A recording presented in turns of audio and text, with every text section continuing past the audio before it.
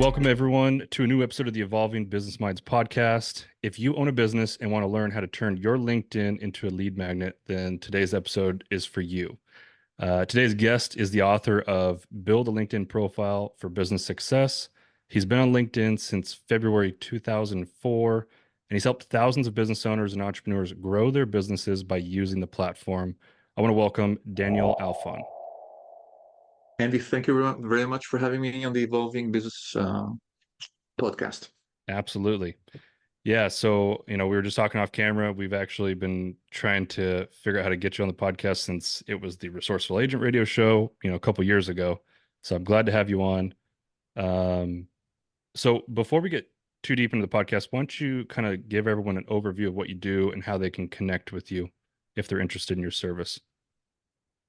Thank you very much, Andy. I help business owners leverage the LinkedIn platform, and I offer courses, coaching, and guides on my website, and that's danielalfon.com. Okay, awesome. So I'd like to kind of dive into your background first. How did you get started on this whole path of LinkedIn, training and consulting? Wow, Andy, I wish I could tell you that, growing up, I wanted to become a LinkedIn trainer, Yeah. but it was a lie. It happened sort of by chance. I was playing with LinkedIn when I was a quota carrying salesperson. And back then, LinkedIn simply helped me slash my sales cycle because I knew the name of the person I needed to reach out to within the organization. And I saw what's under the hood. It was interesting. And then it became an essential tool. Friends started asking for help, and then they asked me to train their sales force. And at one point, I decided I want to specialize. Okay. So I'm curious, and I think I've brought this up to you before. I've never been a huge LinkedIn fan, but I am starting to read, like I was just going through and cleaning up my whole profile and starting to use it to connect with more business owners. As I mentioned, off camera, I've kind of switched career paths. And so as I'm stepping out of real estate and into the space of helping people with, business owners with client retention, it seems like the obvious place to be where all the other business owners are. But I'm curious what your opinion is with all the other social media platforms to choose from. Why are you such a proponent of LinkedIn? Um, LinkedIn is not user friendly, but it's where where business happens. Hmm. I have a long list of improvements that could be made to the platform, Yeah. but I don't know, Andy, of another platform where there's a billion users, free signing up every second, and most of them being business owners or decision makers within the corporation. Hmm. So you could play with YouTube and Facebook, but business happens on LinkedIn, and that's one of the reasons that business owners should understand the LinkedIn platform and make it serve them instead of them serving the platform. Right. Which is how most platforms are, right? If it's free, we're the product.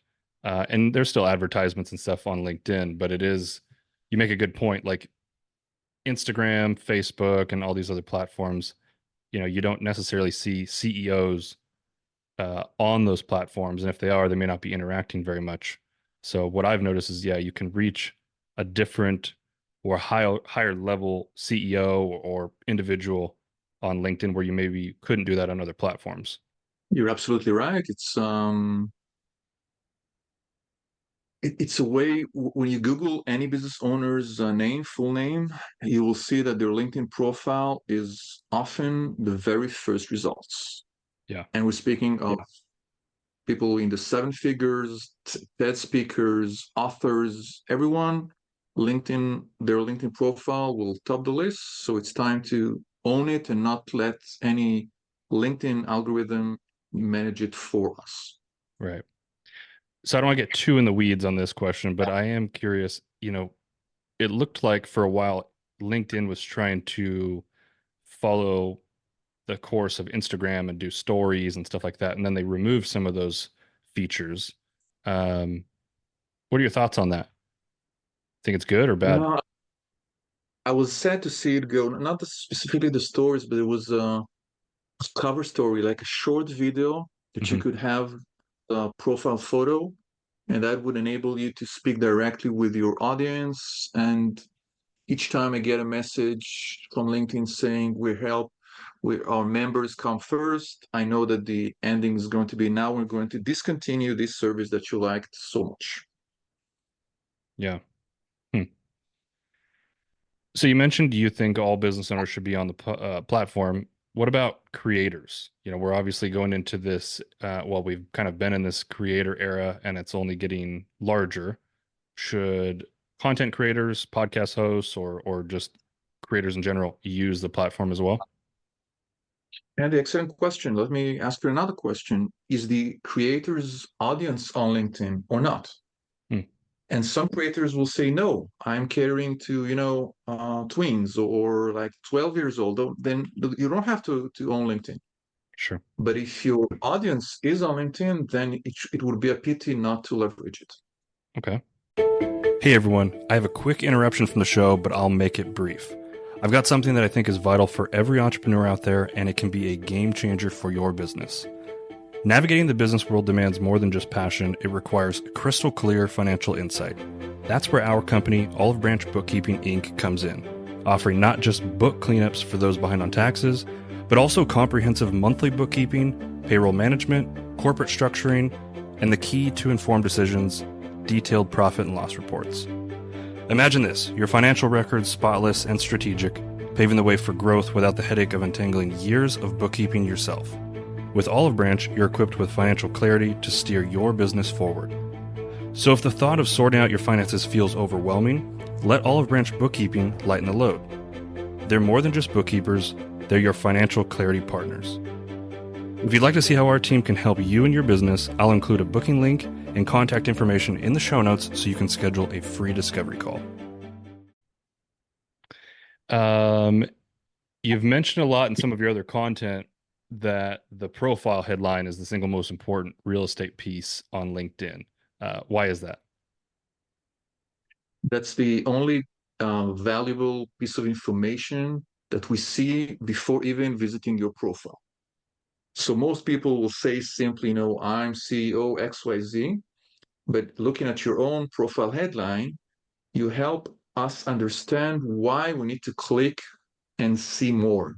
It says strategic client retention, specialists focused on boosting business revenue, and podcast hosts evolving business minds podcast. There's no mention of Olive Branch bookkeeping. There's no mention of anything else because what's interesting for clients is the value we can bring them. Hmm. Once we discover that, then we will probably go to your website and maybe book a call. But the way to tempt us in is not by saying I'm co-founder and I'm VP, whatever. It's how you serve your community. So with using mine as an example, is that a good use of the headline, or is it something that I should modify? No, it's excellent. It's Okay. excellent because I think you tweaked it in a way that suits your business needs. And more importantly,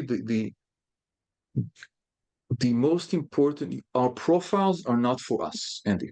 Hmm. It build them for our ideal readers. Right. So if a business owner, say I'm a business owner and I bump into your profile, the way you could help me is what could bring me to discover a bit more about you. It's an excellent example. Okay. Well, good, because I'm not like I said, I haven't used LinkedIn much, and so I've been trying to go back through all my profiles and kind of revamp them. And LinkedIn was the one that was the messiest, I think, um, just from lack of using it. So what are some practical tips listeners can use to start generating leads for their business on the platform?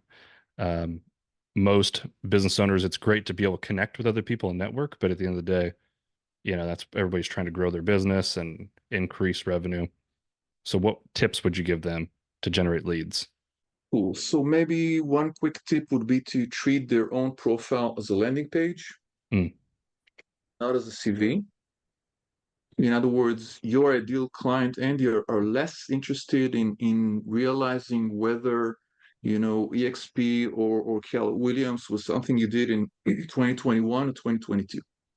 But the way you can help them is more important. So the simplest exercise would be to ask someone who's a prospect to look at your profile and tell you what they think when they read it. Okay.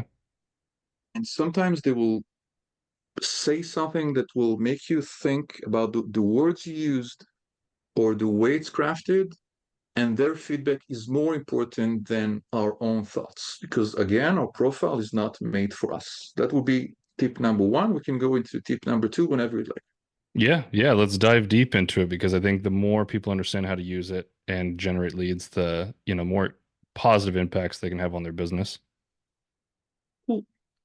So if we speak about business, I'd like to focus on the metrics. Okay. And the metrics, believe it or not, are not LinkedIn metrics. In other words, I don't believe you need to grow your connections. I believe you need to grow your business. Hmm. And why do I say that, Andy? Because connections are a means to an end.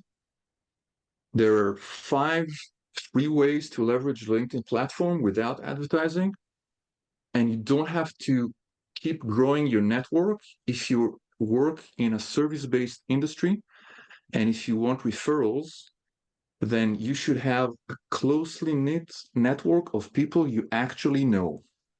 Okay. When I look at your profile, I see that we share one mutual connection, Alex Sanfilippo. Yeah. This discussion actually happens thanks to Alex's venture, thanks to Podmatch. Right. Imagine I would want to reach out to Alex, and I saw that you were our mutual connections. Then I could speak with Alex and say, should I speak with Andy because I want his advice about A, B, and C about client retention?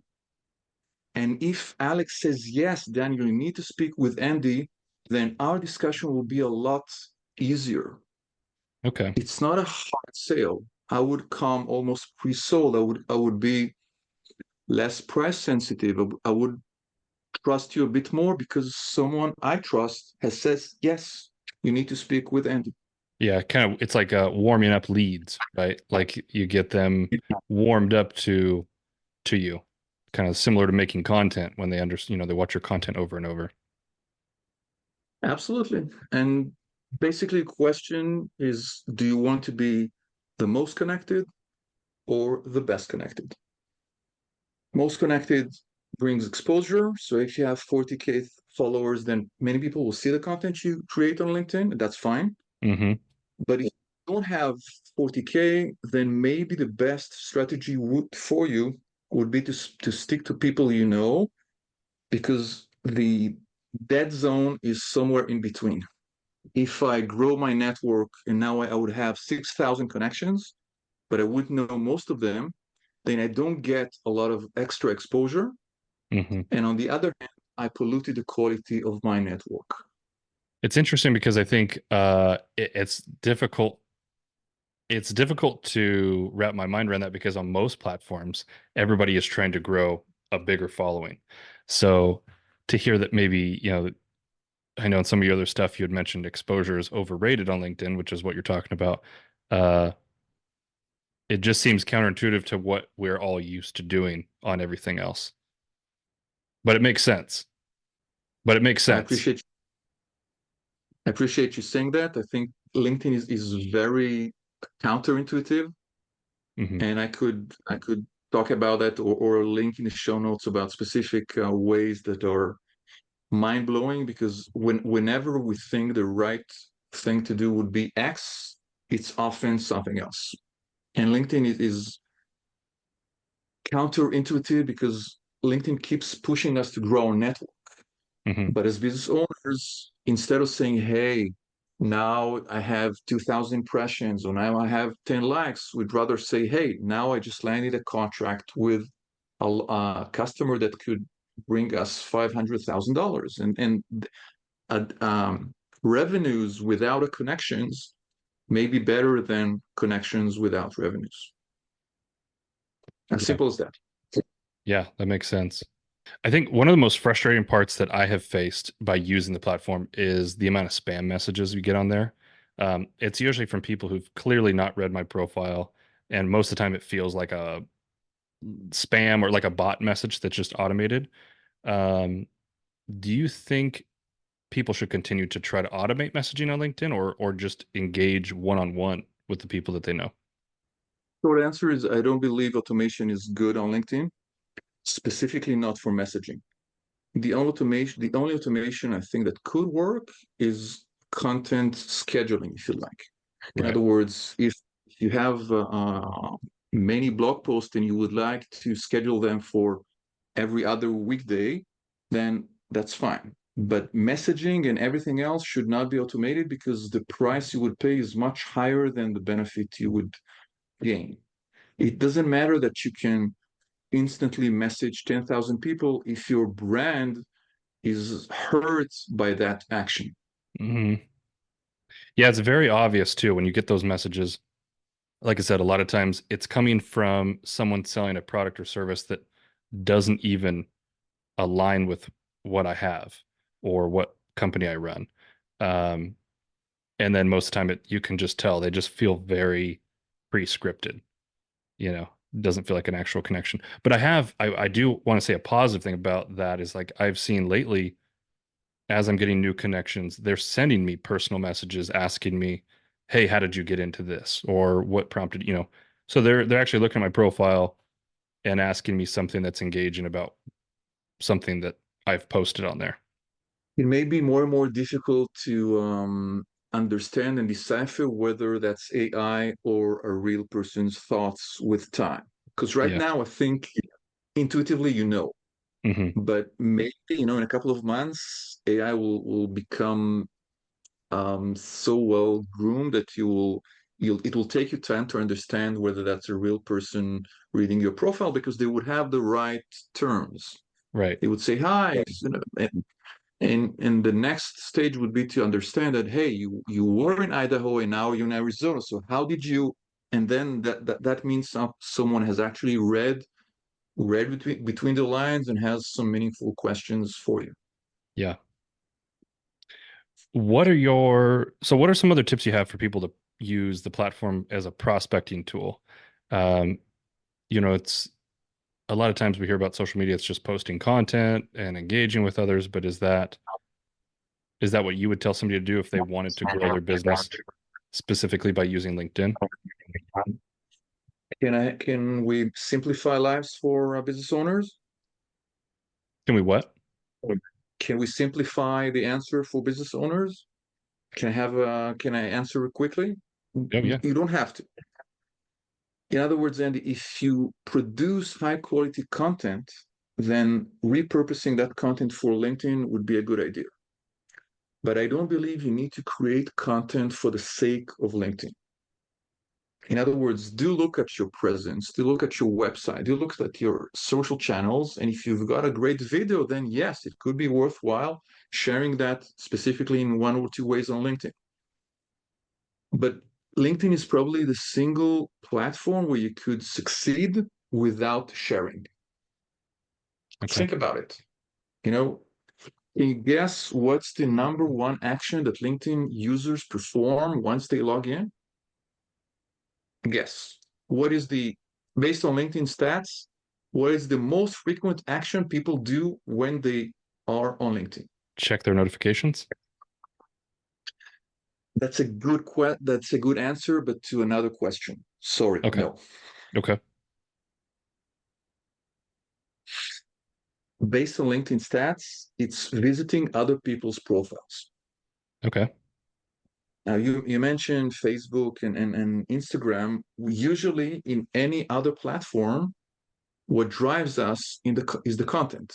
Hmm. When we go to YouTube, we want to watch that video or listen to that music. The same for any other platform out there. But our prospects are not necessarily interested in what we shared.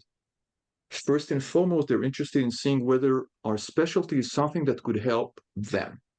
So Okay. instead of sharing to death, make sure that you have a clear strategy. And one simple way to do it would be to build a decent profile, run an advanced search, find every week two or three interesting prospects with whom you share a mutual connection, and ask for an introduction. That could be done in less than 60 minutes, and that could drive tens of thousands of dollars a month. Now, when you say create an event search, uh, Advanced, sorry. oh, advanced. Okay.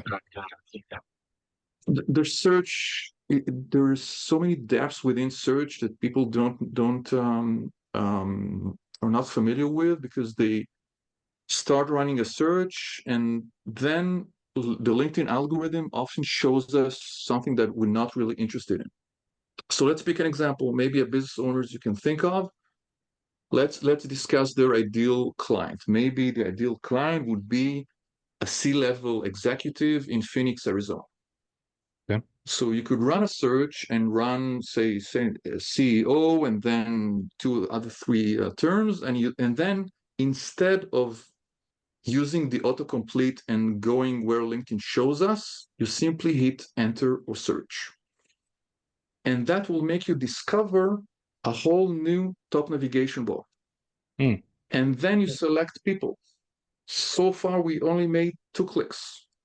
And now we see a number. We see that we found 1,200 CEOs in Phoenix, in Greater Phoenix. Another click would be to go and see, can we select only people with whom we share a mutual connection? Yes, we select the second. And then that limits the number maybe to 100 or maybe 80 people. And then out of those, we pick the 2 or 3 most interesting prospects for us. This is advanced search because most people will not. Everything I mentioned is can be done in less than 45 seconds. Yeah. But because LinkedIn auto suggests something, then they will go elsewhere and they will not understand that they can run an advanced search, and search is one of the best kept secrets in the LinkedIn platform, if you like. It's free to use. You only need to understand what you're looking for. Hmm. Okay. Yeah, that's interesting. I didn't realize there was a feature like that, but again, I'm just getting into using it. Um, I do have a question around, I've had some confusion on, sorry, I'm getting a lot of feedback. I do have a question on company pages versus individual profiles. So we have a company page and we post to it, but should people be focusing on that or an individual profile? An individual profile, 99% of the Okay. time. Again, that's counterintuitive because we think as a company. But if I compare your individual profile with the page of Olive Branch Bookkeeping, then you will see that Olive Branch Bookkeeping has less followers than you, and Hmm. that would be the same thing would apply to 90% of business owners unless the business has thousands of employees. Then you would have a company page that's worth managing. But if you have, 50 employees, 200 employees, set it up, look at it every other month, but lead generation will happen only on your individual profile and not the company page. Say I followed your page. You, Andy, as a page admin, you don't have access to my details. Whereas if we connect, then you would have access to my email. Then you could take the conversation outside of LinkedIn. Mm. It's like when I if I order your book from Amazon, Amazon has access to your details. I don't have. So one of the most important things to understand is that business happens outside of LinkedIn. We need to take that business outside of LinkedIn. LinkedIn will serve us, the clients, but then we need to go and speak with them, and that would be usually outside of the LinkedIn platform. It makes sense. I heard somebody, I don't remember where I saw it. It was on a piece of content, but they were talking about how corporations are trying to be more personal with their audience to generate business.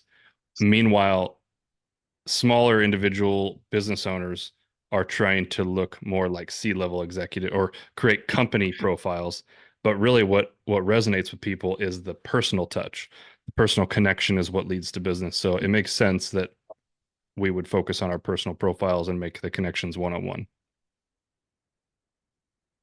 Um, unless you're looking for a plumber, and you call the nearest one to your home, we are the brand and we are the business. Even when we work for Fortune 200 company, we need to think of ourselves and as business owners. Hmm. We may lend our great sales to the company, but it's our business. We need to behave like this is our business. Yeah, that makes sense. So I've got a couple questions before we get wrapped up, but I'm asking everybody this question since it's been such a large topic across everything lately. But what are your thoughts on AI and how do you think it's affected business owners and entrepreneurs currently? And how do you think it will affect them in the future? It's a dangerous question to answer. Someone said it's difficult to make predictions, especially about the future. So by the time this is released, it may become obsolete. I think we need to keep evaluating AI and understanding where we need to keep the human touch, if you like. I was listening to a previous episode you released with Mike Moll, Hmm. and at the end of that, he gave one actionable advice about effective delegation, Yeah, about thinking or writing down everything you do, and then having think 4 columns, and then thinking about delegation. right. So AI would mean that you, Andy, need to focus on the most strategic, critical, and revenue creating activities that may be only 10% of our current time today, Hmm. instead of automating stuff that could be delegated or deleted or given to someone else. It's tough to do because as human beings, we're not wired that way. But that's it. That is the right thing to do. Right. It's I mentioned on that podcast as well, um, that for me it helps. It's a more of a brainstorming tool. We use it for a lot of different things to automate certain tasks and just like I don't know, just helping us a lot with content producing and summarizing show notes, stuff like that. But I find that there's a lot of times when I'm doing thought work, whether it's creating new content, preparing for episodes, or working on just my own services. Um, I can use it as a tool with feedback, if that makes sense. So I can put my input into the text and I can play around with things. I may not use the whatever I'm talking to it about, but I can use it to brainstorm my ideas and build on them. And I found that super interesting because a lot of people are afraid to use the platform. And I think there's pros and cons if we looked at this 100 years down the road. Um, but it's an interesting tool that I can't get those features when I use Google. I can't go on Mhm. Google and type in an idea to try to brainstorm around it without getting a million different results that are irrelevant. Wow, that's amazing. I think the method you suggested is excellent because it would keep the human element and probably delegate some of the things that you could find them, but it would take you a lot of time. And your ability is to look at that and improve it. Hmm. And that's where your experience comes in. So even if AI gets faster and better and more accurate and more up to date, there's always the edge of things you learn the hard way serving people and serving clients. And maybe you would change, 10% today and 5% in 3 months and only 1% in a year's time. Right. But it's that single percent, Andy, that will make or break the proposal, the content, or whatever it is. Yeah, and I think the fear that everyone has is that's going to replace all their, you're going to be replaceable. And while that may be true, I still believe that most people want to do business with other people. I don't necessarily think that most of us want to be talking to a chat bot when we could talk to a person. There's a quote saying that it's not that AI will replace people, but it will replace people who use AI will replace people who don't. Hmm. Yeah. I mean, it can help with output, like I said, or just brainstorming. I struggle when I'm looking at a blank page, and I think that's when the ADHD sets in, and then it's easy to check my phone and do other things if I'm having such a hard time to just generate whatever the idea is.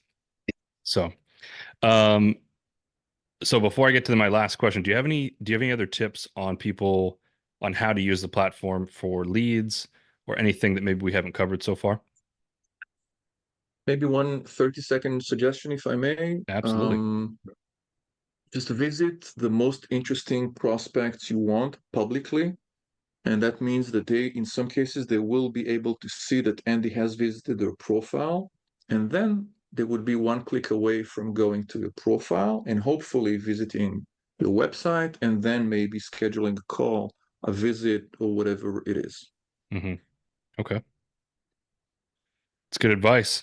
Um, so I always ask one action item before we wrap up the show. If you could leave listeners with an actionable item that they could have a positive impact, that would have a positive impact on them today, what would it be and why?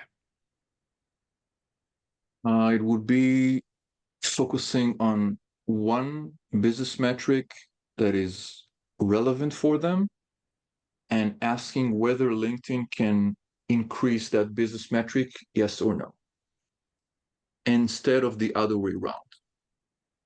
So you could say that having a conversation with clients is maybe the first step, and say you have 20 such calls on any given week, and 10% will lead into sales. If you use LinkedIn, and LinkedIn will increase the number of conversations from 20 to 30, and your success rate from 50 to 70, then that's tangible. You can trace the impact of what you've done on LinkedIn, and your bank account and your bank manager will see the result. Hmm. That's it's simplest, like the simplest business concept that we don't need to go into, but people forget about it and focus on all sorts of unicorns and parallel universes. That's a funny way to end that. But yes, I get it. It's it seems like a great platform to use. I just have to be more disciplined to actually use it the right way. Because I think as you've explained through the show today, it's easy for most of us who have been on the other platforms like Facebook, Instagram, to try to just focus on content and growing that way. Um, but it may not be beneficial on there. So, well, Thank you very Daniel, much. thank you for being on the show today. I appreciate it. I know, like I said, mentioned earlier, it's been a long time. We've been trying to set this up. So, thank you again for all your time. It's a pleasure to speak with you, and thank you for the help you're providing business owners with the Evolving Business Minds podcast. Thanks, Andy. Absolutely. And I want to thank everyone else who's listening today. If you enjoyed the show and felt like it provided you value, I'd love to hear in the comments what stuck out the most to you from today's episode. We'll see you on the next one.